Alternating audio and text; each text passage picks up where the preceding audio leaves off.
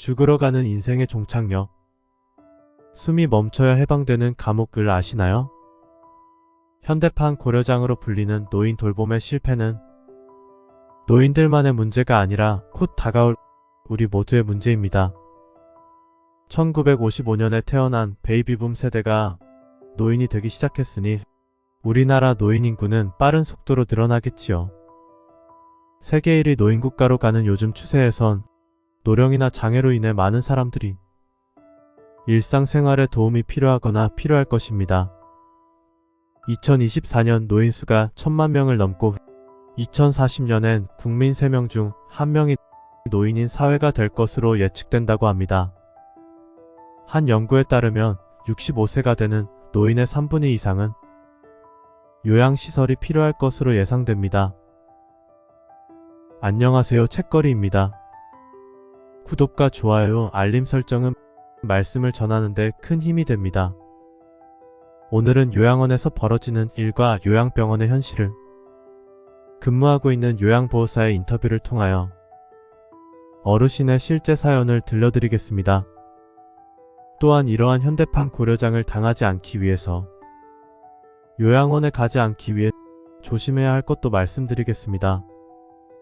여러 번 반복하여 들으셔서 요양원, 요양병원의 실태와 요양원에 가지 않는 방법을 가슴 깊이 새기시길 바라겠습니다. 주변 친구와 지인에게도 널리 알려서 모두 행복한 노후를 맞이하시길 진심으로 기도하겠습니다.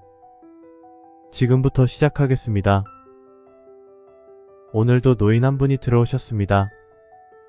아들과 며느리는 입가에 웃음이 가득한데 들어오신 할머니에게서는 웃음이라고는 찾을 수 없었습니다. 84살의 할머니는 간단한 입소 절차를 마친 뒤 아들 내외와 요양원 구석구석을 구경했습니다. 아들과 며느리는 연신 요양원이 너무 좋네요 라고 말했습니다. 할머니는 뭐가 그리 좋다는 말인지 이해할 수 없다는 표정이었습니다. 40대 후반의 며느리는 할머니가 머무르실 바로 앞에 있는 여자 샤워실을 가리키며 어머니, 이제 밤마다 여기서 씻으시면 돼요. 바로 방 앞이네라고 큰 소리로 말했습니다. 할머니가 샤워실을 둘러보는 눈빛은 전혀 탐탁지 않아 보였습니다. 할머니가 요양원에 들어온 다음날 목욕하고 수건 한 장만 두른 채 저의 부축을 받으며 방으로 돌아갔습니다. 할머니는 그 다음날 요양원을 나가려고 하였습니다. 다음날 다시 방문한 아들 내외가 나가려고 하자 할머니는 짐을 주섬주섬 챙기며 따라 나섰습니다. 할머니와 아들은 한동안 출입문 앞에서 실랑이를 벌였습니다. 어머니, 이제 여기 계셔야 돼요. 싫어, 나갈래.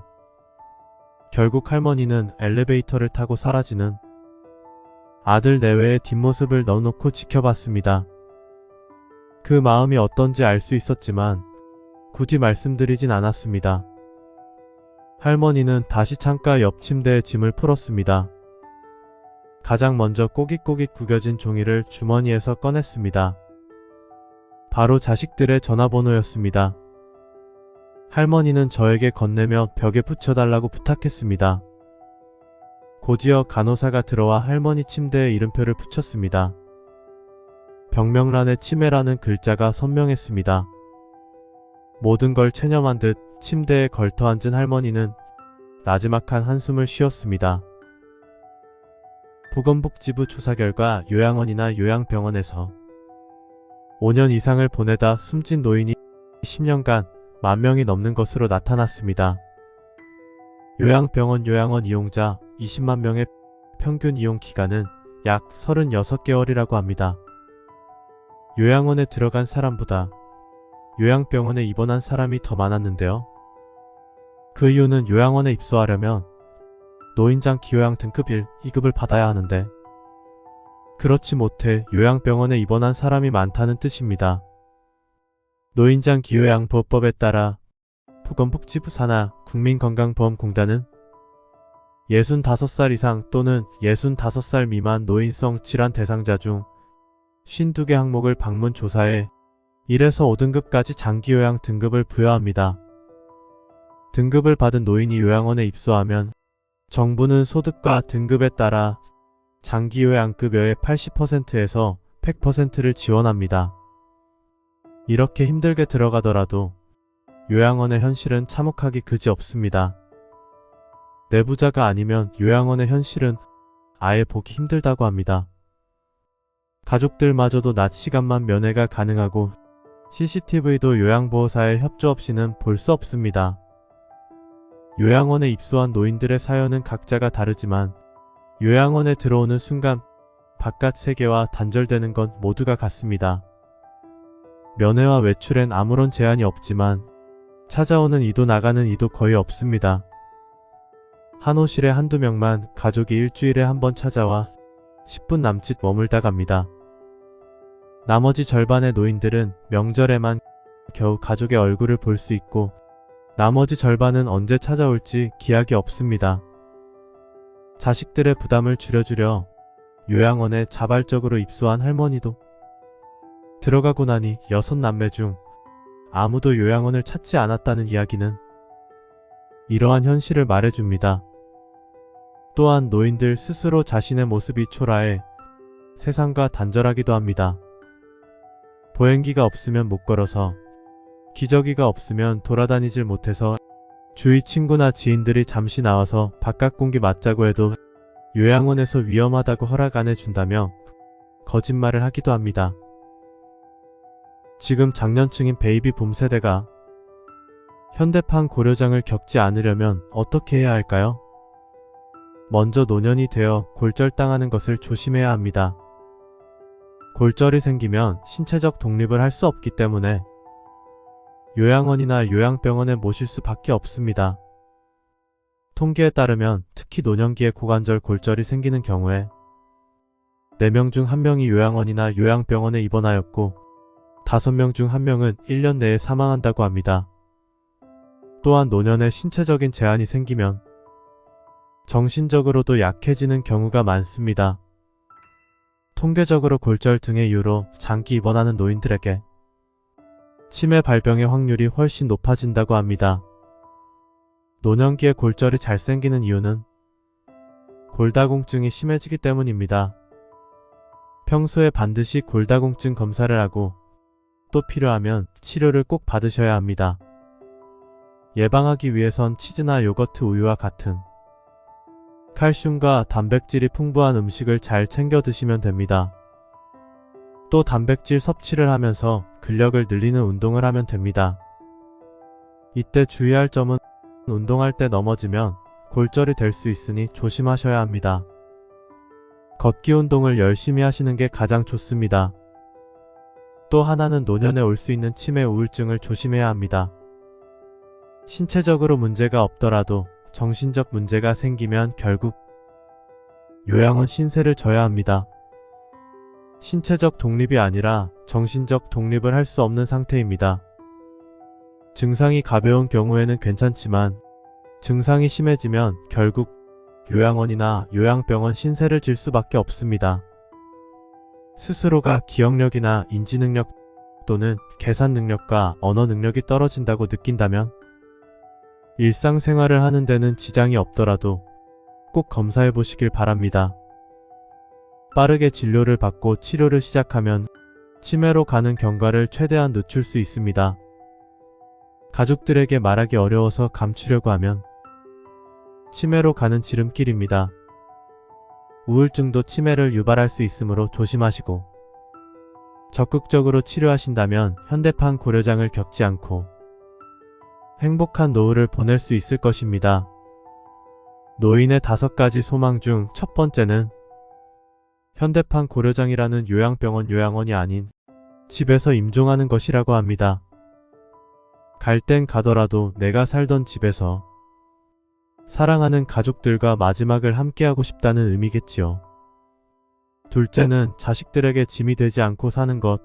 셋째, 사는 날까지 중병에 걸리지 않는 것. 넷째, 대소변을 혼자서 해결하는 것.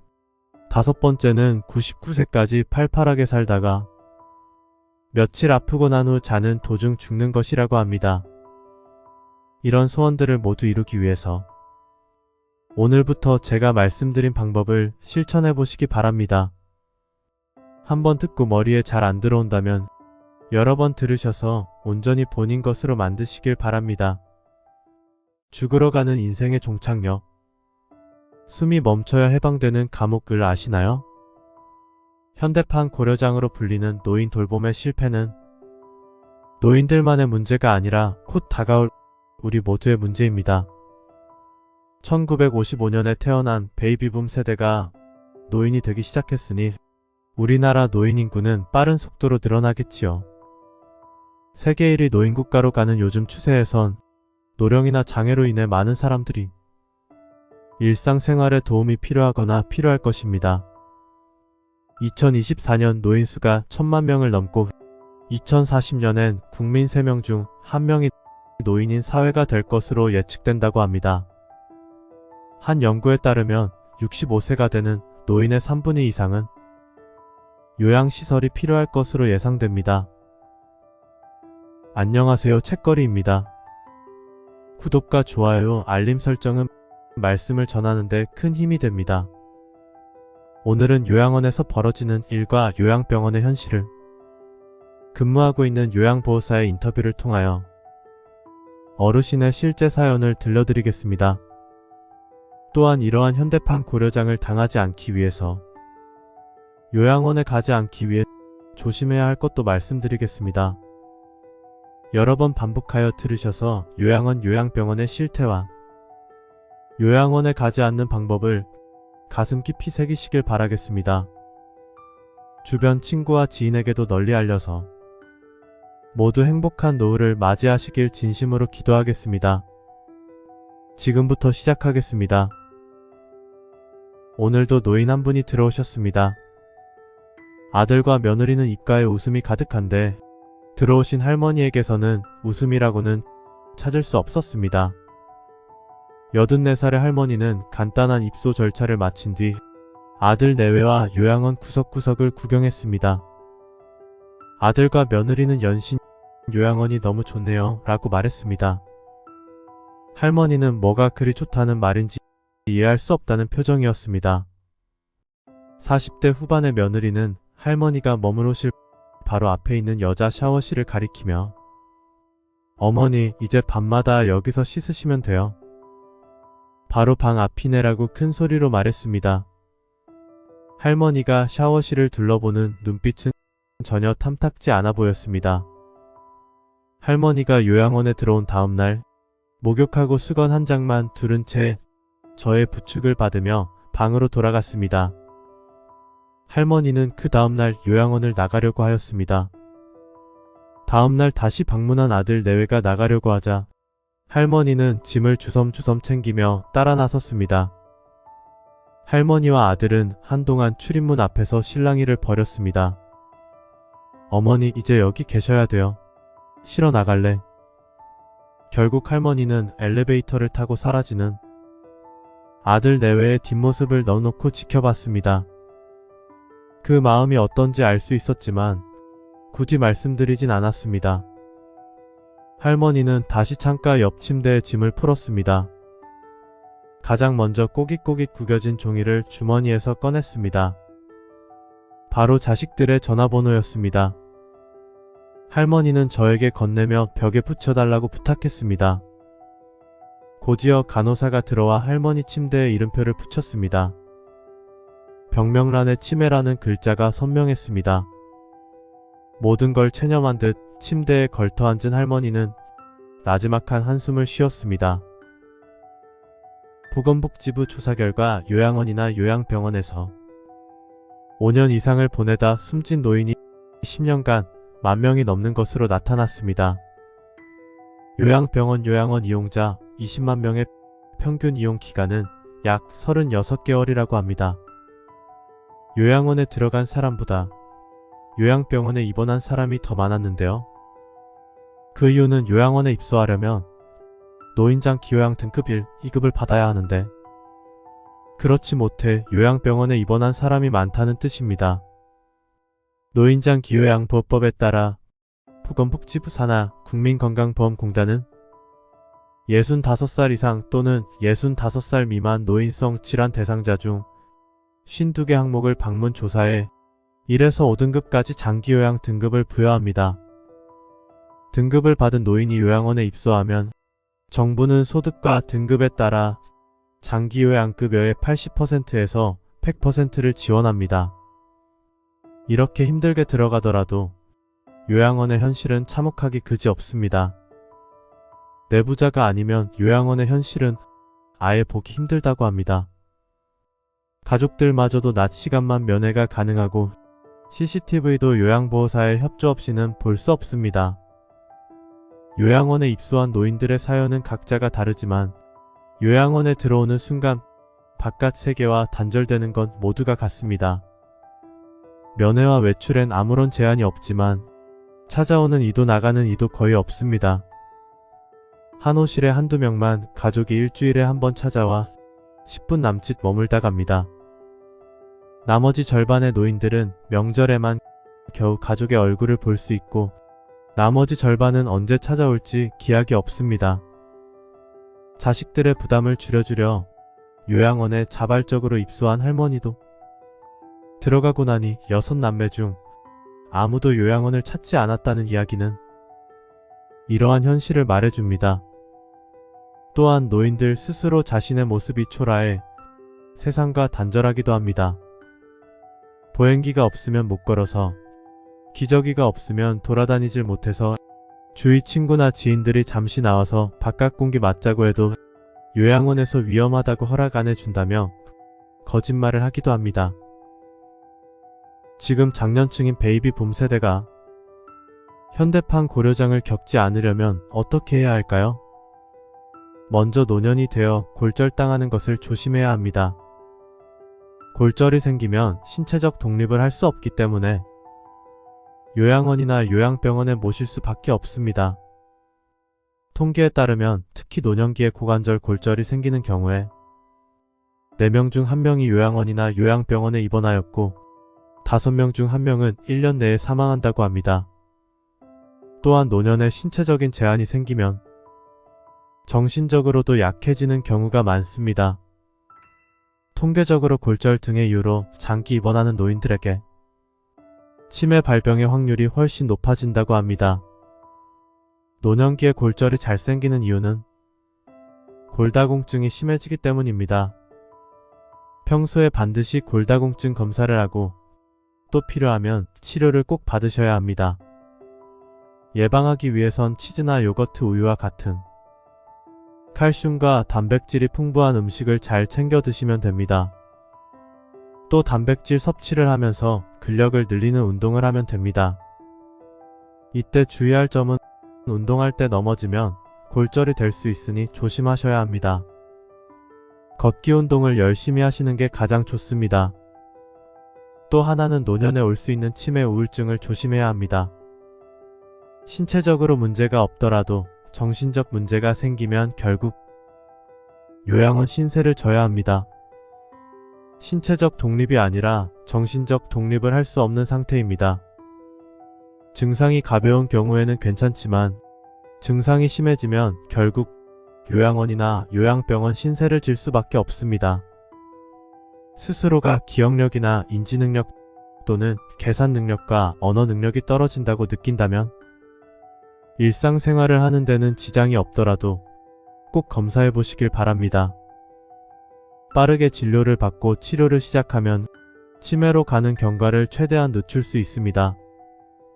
가족들에게 말하기 어려워서 감추려고 하면 치매로 가는 지름길입니다. 우울증도 치매를 유발할 수 있으므로 조심하시고 적극적으로 치료하신다면 현대판 고려장을 겪지 않고 행복한 노후를 보낼 수 있을 것입니다. 노인의 5가지 소망 중 첫 번째는 현대판 고려장이라는 요양병원, 요양원이 아닌 집에서 임종하는 것이라고 합니다. 갈 땐 가더라도 내가 살던 집에서 사랑하는 가족들과 마지막을 함께하고 싶다는 의미겠지요. 둘째는 자식들에게 짐이 되지 않고 사는 것.